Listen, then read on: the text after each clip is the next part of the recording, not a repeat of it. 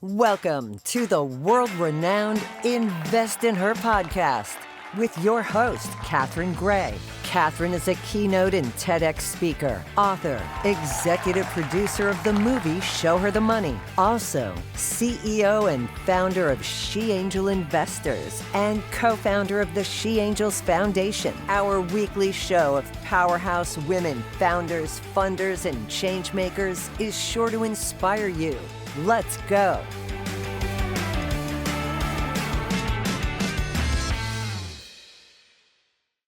Welcome to this week's episode of Invest in Her. I'm your host, Catherine Gray, founder of She Angel Investors and co-founder of the She Angels Foundation. And of course, executive producer of the new movie, Show Her the Money.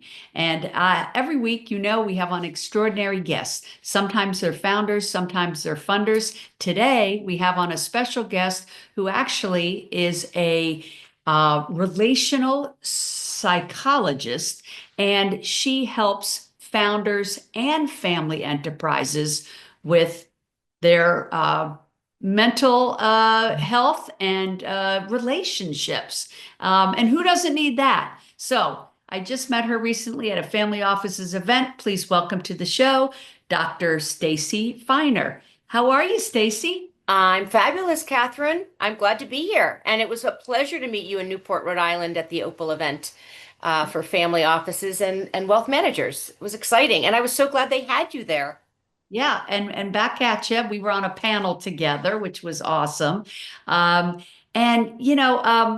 never really thought about till I met you about family enterprises, with this big transfer of wealth happening, bringing to the forefront what that's like for families, because we were at a family offices event. How the impact it is mentally for families that are transferring wealth to younger generations, and how that those younger generations are accepting that responsibility, really, of what are they going to do with their family wealth and how are they going to handle that, and the relationship between the parents and the children. And I found it also fascinating. I thought it would be great to have you on the show. Yeah, I'm glad. I'm so glad it's new thinking for you. That's a little bit of a feather in a cap, right? To bring new thinking to people, especially somebody who's so, involved in research with women and founders. So yeah, that makes me happy, Catherine. And then founders, mental health is so important to founders. It is not an easy task to be a founder. So I want you to share, some of your wisdom, some of your experience with our listeners today, because I think these are all important things. You have two books out I want you to talk about. One is called Talent Mindset. It has a little longer title than that, but I'll let you tell everybody. And the other one is The Sixth Level. So why don't we start by talking about your books and the content in Sure. them? Yeah. Well, thank you, Catherine. I mean, this is one of my favorite subjects is talking about how these theories and methodologies and anecdotes can be shared and help other people. So I'm happy to talk about these things. So the first book that I wrote in 2015 is called Talent Mindset: The Business Owner's Guide to Building Bench Strength. And it was a self-published book, and so there was a lot of learning along the way. I imagined that it would be used for travelers, business leaders who are traveling. The book is about a strategic talent mindset, and it follows the employee life cycle. So from hiring people to developing people to deploying talent. But it also recognizes that there's a second life cycle, and that's the life cycle of the business owner. And there's a third life cycle, and that's the life cycle of the business. And these three life cycles, the employee life cycle, the owner's life cycle, and the business life cycle, they orbit at the same time, but at different speeds.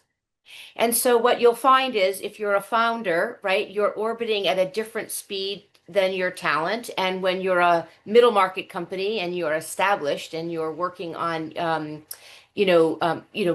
developing and maturing and expanding. And then when you're ready to exit, those are all three like distinct areas and timeframes for business. So that's the business That's the model for talent mindset. And it's actually a system that business owners can install themselves. And I'll just say one more thing about the talent mindset is back in the day when we were very attuned to Jack Welch's business, GE, before he left the business, he had a system that became very popular. It was around, uh, developing talent and every year doing performance management and cutting the bottom 10%, right? Rank ordering your professionals, um, um, um, getting rid of the bottom 10%. And what happened was that methodology was learned in the middle market space, but it was learned out of context. And so business owners were practicing different aspects of that model and perpetually disappointed.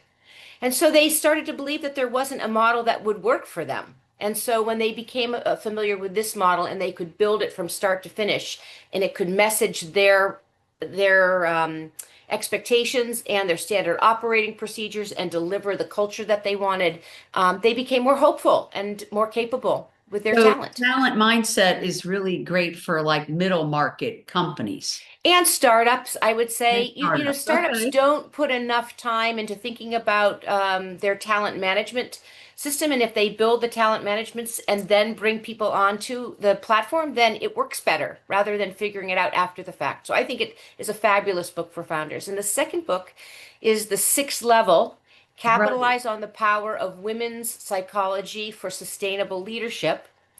And it's a bestseller. We won on Amazon for decision making, business management, and gender studies. So we really covered the bases with the book. It's This is based on, is this book for women leaders?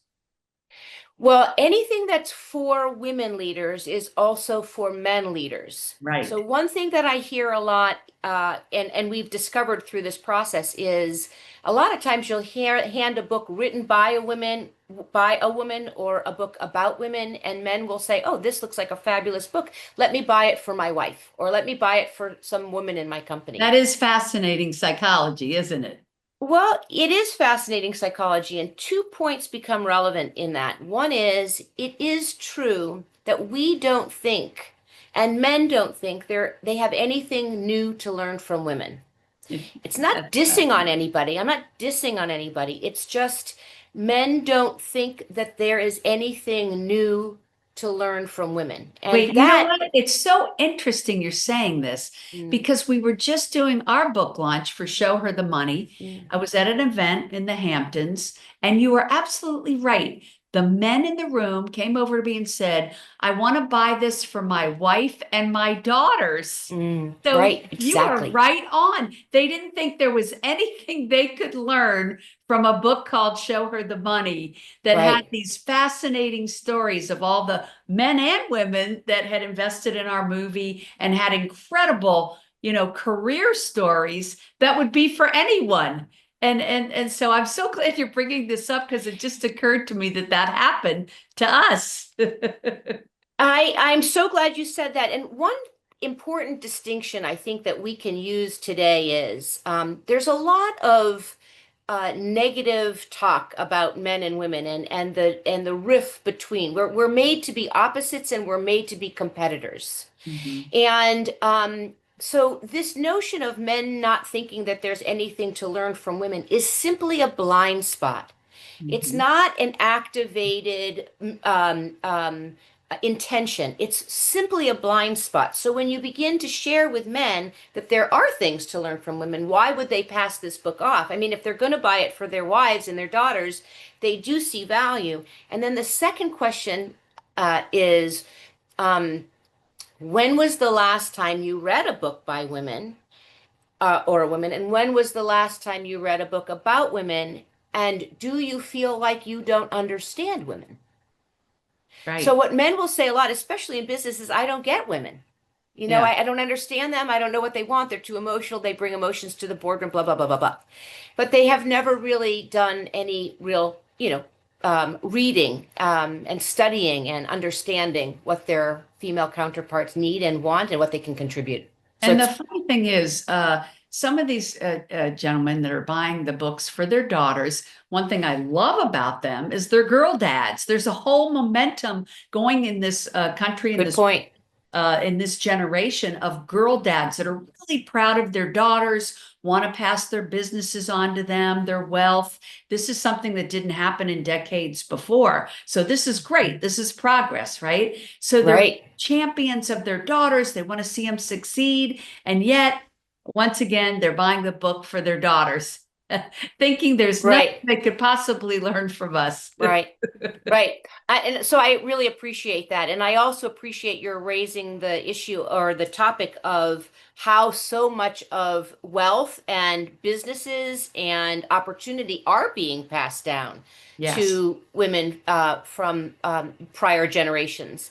And And which, it is. Stacy, this is why I think this show is so important today, is someone like you uh, can help women with the psychology of inheriting wealth, because there is the largest transfer of wealth happening in history, and a great majority of it is to women. And so, women are brought up in a culture of not feeling confident, not feeling like they're an investor. And I would think there is a lot of work that needs to be done for women psychologically on embracing this. And I'm not saying it's every woman. I mean, some women really embrace it, but a great majority were not brought up to embrace it or to think of themselves as an investor. That's what we have found in this venture capital arena. So I'm glad that there's women out there that, like yourself, that can teach women the psychology of knowing that they are capable of taking on that responsibility. I'll just push back a little bit on that because actually women are they do believe we do believe we're capable. We have been managing wealth in our families and in our careers and our jobs. I mean, I think there I is think there's still a an old segment of the story. population that has been, and then there's a whole segment of the population that hasn't. There are many wives that when they go to their wealth advisor, the wealth advisor only addresses the man, and the woman thinks it's her husband's job to do the investing. There is a lot of that in our culture. There is also a lot of very powerful women that are CEOs and very accomplished women too. But there Yeah, is a sector. I would just say we're moving beyond that, and that narrative is not helpful anymore. In You're fact, right. women really are and women, there's a whole history of women having access to wealth and using it for the collective good. It goes back hundreds of years, and we're But a tracking lot this of in. times they use it to the collective good through philanthropy. And one of the things is we have to get them to shift is thinking, oh, I can also invest, make a profit, and make an impact. It's something we really have to get women thinking about because they have been so great about philanthropy, but they do need to know they could also invest in other So ways. this is a little bit of an old message. Women Yeah, are there. I think we read a lot of articles I from Merrill disagree with Lynch and you. UBS and JP Yeah, Morgan, and they are all saying the same thing that they said 40 years ago when I was in the business. It's yeah. the same narrative. And so in 40 years, women are not plagued with that sense of incompetence or fear or deer in the headlights. Well, a It's a, it fact is that these wealth advisor companies have way less women wealth advisors than they do men. Like it's like 5 to 1. So we do need more women being in that space, being wealth advisors, because it is a fact that when women lose their husbands and inherit that money, they do tend to switch wealth advisors. And the number one reason is because they were ignored by the male wealth advisor. So more and more of them are looking for women advisors, but there aren't a lot of women advisors. If you look at the facts, there's a very small percentage of any of these well-known wealth firms, wealth management firms that are women. But I agree with you that it is been changing. It's continuing to change. There's a momentum for sure. But what my point was is that it's people like you that can help cultivate that in them, knowing that they are capable. But it is also a fact, Stacy, that our culture does not cultivate confidence in women. But more and more women are building it, and yes, there is a momentum about it. So that's that's just a fact. I would say that the space that I am, developing capabilities in multi-generational families and in family offices and in founder organizations is we're talking about relational well-being Yes. and the relational health. And I think what's really important to recognize is relational health really refers to the strength and the quality of relationships that hold systems together. So there is an expectation for relational wealth. And then just think about this, creating a relational operating system and a relational operating system based on the relational code of conduct. The relational code of conduct is based on four core differentiators, core four qualities that are born from women's psychology that are meant to be shared with the species. Like women don't have these qualities that they hoard, right? We're teachers in our cultures and in our species. And so the four core differentiators are based on emotional reciprocity, mutuality, ingenuity, justness, and intrinsic motivation. And when these four core differentiators are applied as part of the relational code of conduct, organizations have the capacity to shift from command and control, which is I tell you what to do. This is a compliance-driven organization.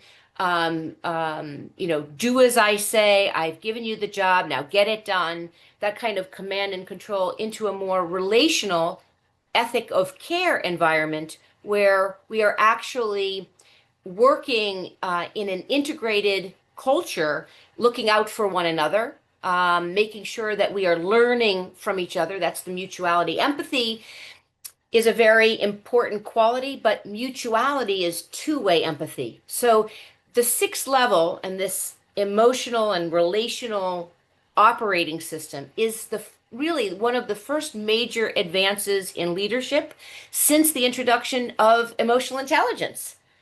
And so I'm really proud of the value that it's been bringing to family businesses because it does a couple things in family businesses and multi-generations. First of all, there's often a gap between one generation and another generation. And when you're working in a command and control environment, the communication is not flowing in two ways. It's much more hierarchical. And then if you have multiple branches of family or you have multiple divisions, oftentimes they're operating in silos. So how do we create a relational network? And one of the ways to do that is I work with leaders in every level of an organization, every level of generations, and we look at relationships, we identify key relationships, we plot them, we assess the quality of those relationships. We look at how those relationships intersect. We determine the impact of that intersection, right? That's the ripple effect, the stuff that most of us are not aware of. They happen invisibly. And then we have the ability, once we see and we map these relationships and we see how they interact, now leaders have the ability to shape those relationships, to cultivate, nurture, foster culture around the ethic of care. And when people are in a community and they're looking out for each other, people are less likely to be self-interested and more interested in the conscientiousness of the well-being of the whole. And so I know this sounds probably very, I don't know, maybe esoteric, but practically speaking, it's about seeing relationships and shaping them in the direction collectively towards the ethic of care and profitability. Let me just say profitability is at the center of this whole thing because nothing has the opportunity for growth unless there's an ability to invest in it and Right. profit from it. So when you come into these family offices and there is like a really kind of patriarchy, hierarchy, how do you approach that? I would think that would be the most challenging thing on your plate. Um, Well, it's funny, every leader in an industry, the outsider thinks that that's so difficult. But from my perspective, it's the work I do. So I don't see Right. it as the most difficult thing. I Yeah. think I see it as the biggest opportunity, right? And I think we come into systems, family systems, in any number of ways. There's no one way to enter into a family system. Some family systems are more closed, some family systems are more open, some are fragmented, some are, with different alliances. But always, when there is a business or there is wealth or there is some organizing factor, in fact, that family has the greatest capability of unifying around relational health than any other system. And Wow. yet we see those systems as being, oh my God, they have the most challenges because they're family. And so it's this, again, it's this irony of information. We have a lot of false assumptions. In fact, family businesses and family enterprises have the best opportunity for relational health. So that's where I go in and that's where I start. Really, it's about educating. And but most families want family harmony and they think it's impossible to have. Most families expect family dysfunction and they don't want it, but they expect it. And so that becomes a self-fulfilling prophecy. I don't think we can ever have family well-being or family harmony, and I expect that we're going to have dysfunction. So I just start right away shaking up and being provocative around assumptions that lead to that block progress. And Right. so Right. if we challenge those assumptions, and I would just say also, um, there is a small population of patriarchs, matriarchs that are impenetrable. And oftentimes that impenetrableness is, you know, is a is a psychological construct that is really hard to penetrate. And so you teach a family around that person how they need to make their own decisions. But 95% may look like they're having a hard time with trust and control, but most of them desire to be benevolent. And Yeah. so you go into the space with patriarchs or matriarchs and you say, okay, let's look at all of the different angles of benevolence and all of the different ways you are trying to express that. You want that impact, and how is it landing on people? And Right. then when you discover that there are breakdowns, that benevolence isn't really hitting other people as benevolence, it's feeling like control and manipulation, then you have the opportunity to talk about how can you be a more relational person without giving up the control you're so tightly holding on to. I don't think it's I think you're allowed to have control and you are allowed to release control and to be collaborative. I just think there's many um, gradations of color between the staunch I'm not sharing and the next generation, which is give it to me all. Yeah. There's so Well, I many think, gradations in there. you're obviously very gifted at what you do, and it's such a necessary thing, I think, especially for families trying to navigate all that. And yeah, it must be really rewarding. Well, especially when they walk away and they can operate with a code of conduct, Sure. a set of guidelines that keeps the organization and the family oriented to health so that when they digress or when they derail, there is a system, a framework for bringing the family back into health. We derail all the time. The problem is we don't usher ourselves back into developmental health. We just kind of continue to spiral because we don't really have a good framework for maintaining health. And this Well, is without a naming framework. names, can you like give us a scenario that was a success story? 100%. I'm just let me just think about, well, for for example, a four siblings own together a second generation hospitality business, hospitality and construction. Two different businesses. Two brothers were CEOs of the two businesses, and two sisters were executives in the organization.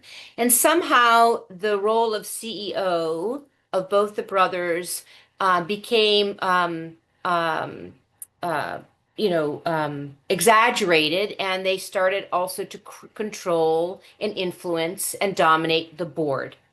Now, employee positions are different than board positions. And so when you're employees, you do work in a hierarchy. And in that hierarchy, the sisters were working for the brothers.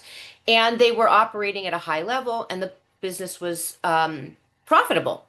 But in the boardroom, again, the CEOs, the brothers, started to dominate in that space too, and they were all 25%, and that was a really big problem. And one of the subsequent problems to that is that the brothers were also positioning their children for successors to their roles Interesting. and leaving the sisters' next generation out, which was now causing problems among the cousins.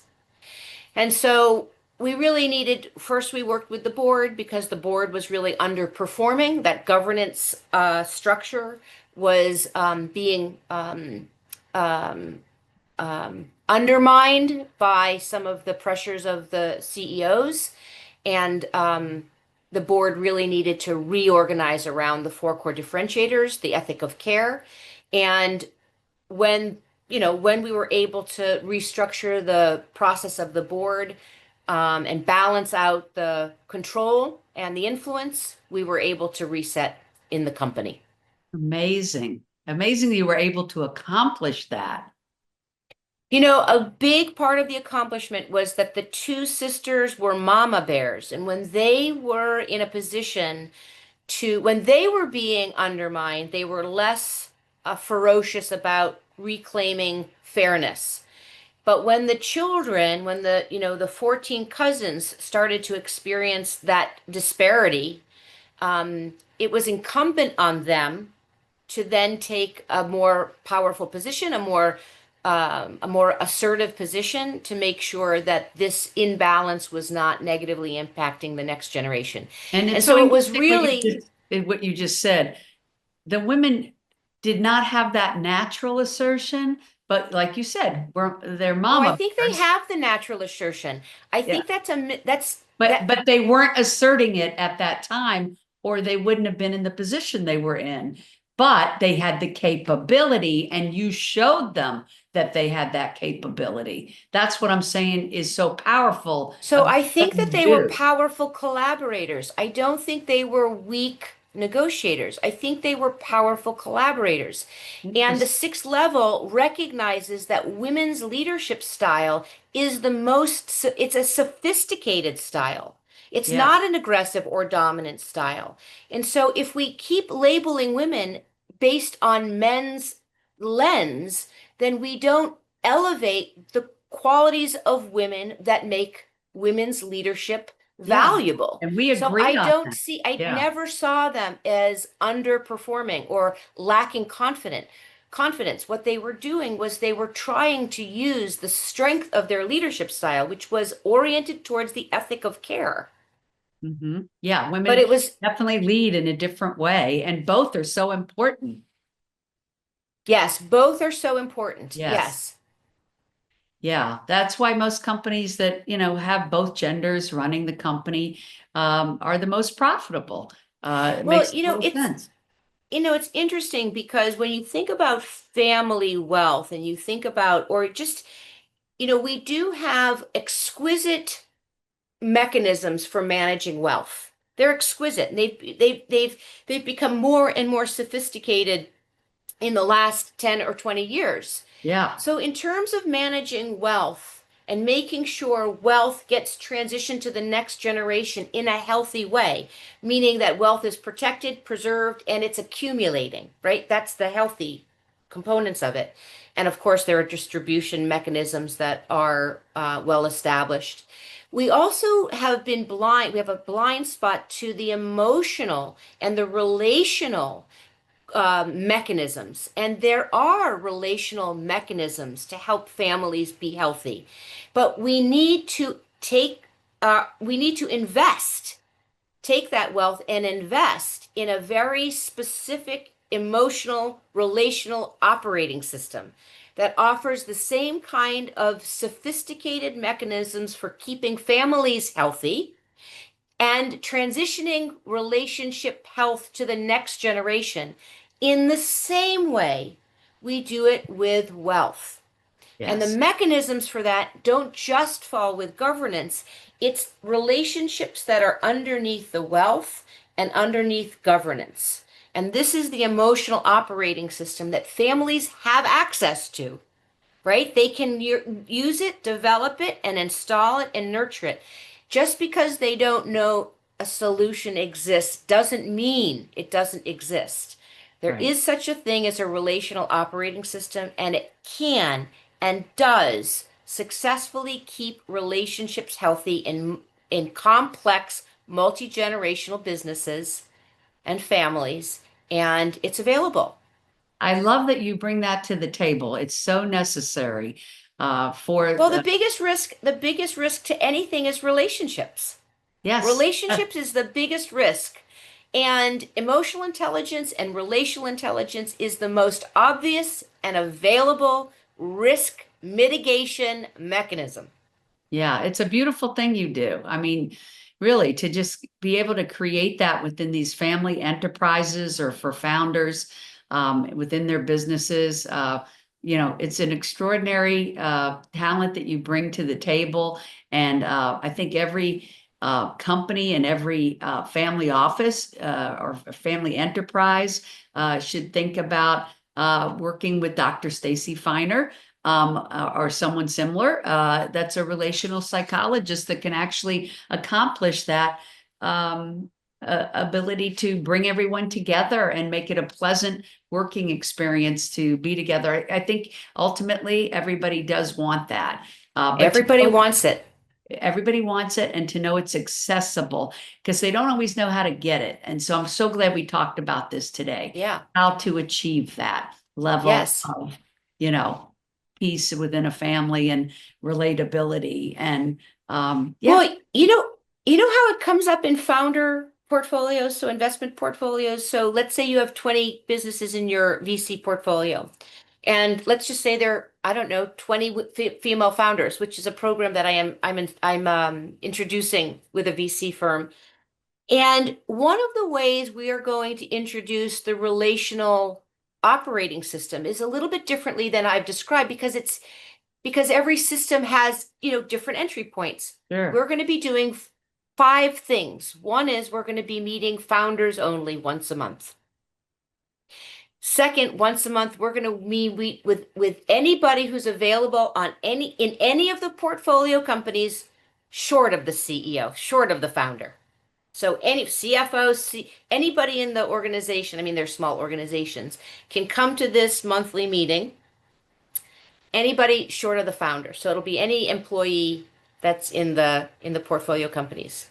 We're also going to have a third meeting where everybody can come to the meeting, and I will interview one company on their challenge in front of all of the other companies, and we will have a group coaching session, right? We'll have a group solution session. So everybody gets to learn the challenging questions and also where to find the answers. Then we're going to do a fireside chat with the investors and the founders. And I'm also going to be coaching the managing director or the managing partner of the VC firm. And That's this really way, cool. all of this relational intel, right? It's right at the surface. It's being talked about, it's being managed, it's being understood, it's being directed, it's being nurtured, it's being um, uh, course corrected, right? And then we have all of the players in place to really marshal the relational health of these organizations. I love it. It almost makes the venture fund a family, right? Yeah. Well, it certainly makes it a high quality team. Yeah. Yeah. Fantastic. I love that you're Yeah. doing that. And with more and more women starting their own venture capital funds, this will be a great resource for them to work with their portfolio companies and investors and bring everybody together in this relational way. So bravo. I love that. Yeah. Thanks. So how do people get a hold of Dr. Stacy Feiner? Really pretty simple. I have a website, stacyfeiner.com. I That's have a original. link that's original. I have a LinkedIn profile and I'm very active on LinkedIn. And if people want from this um, conversation between us, if they want to get in touch with me, my email address is stacy@stacyfeiner.com. So you can tap right into the resource and we can have a conversation and we can get to work. Yes, absolutely. Well, everybody, be sure to check out Dr. Stacy Feiner on LinkedIn or the website. Of course, you can find me as well on LinkedIn, Catherine Gray. We also have two websites, She Angel Investors, with lots of resources there. And of course, check out our movie site, showherthemoneymovie.com, to see where we'll be screening or if you want to book a screening. Thank you, everybody, so much for taking the time to tune in. Thank you, Dr. Feiner, for your wisdom and input, and great having you on today. It's great to see you, Catherine. I'm a really, really big fan of yours and I have your book. Thank you. All right, make it a great week, everybody.